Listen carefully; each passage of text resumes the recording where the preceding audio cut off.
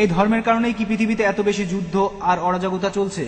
এটা এটা বাদেও অন্য সমস্যা আছে। আর এই ধর্ম দিয়েই কি পৃথিবীর সব সমস্যার সমাধান করা যায়? আর ধর্ম দিয়েই কি ইথিওপিয়া দুর্ভিক্ষের সমাধান করা যায়? শিশুরা না খেয়ে মারা যাচ্ছে, ধর্মই কি সবকিছুর সমাধান? ধর্ম দিয়েই কি পৃথিবীর এই সব সমস্যা সমাধান করা যাবে? এই ধর্ম দিয়েই কি আমাদের সব সমস্যাগুলোর সমাধান করা যাবে? আমার মনে হয় অন্য কোনো সমাধান আছে। ভাই খুব সুন্দর প্রশ্ন করেছেন। পৃথিবীতে এখন অনেক সমস্যা, ধর্মই কি এসবের সমাধান দেবে? ইথিওপিয়াতে অনেক মানুষ মারা যাচ্ছে, ধর্ম কি এটা সমাধান? ভাই, সত্যের ধর্মটা এখানে সমাধান।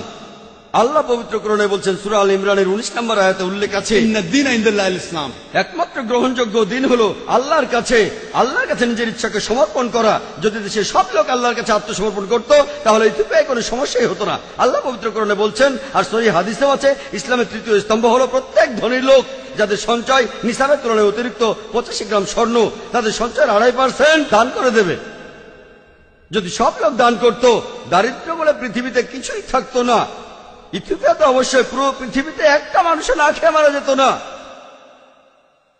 আপনি কি জানেন পৃথিবীর সবচেয়ে 3 জন ধনী লোক, সবচেয়ে ধনী 3 জন, তাদের সম্পদের পরিমাণ 48টা গরিব দেশের জাতীয় আয়ের সমান।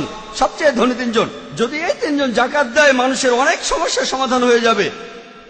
সমস্যা হচ্ছে প্রত্যেকটা মানুষ যদি ইসলাম ধর্ম পালন করত, আল্লাহর কাছে নিজের ইচ্ছাকে সমর্পণ করত। আপনি একটা সমস্যার কথা বললেন,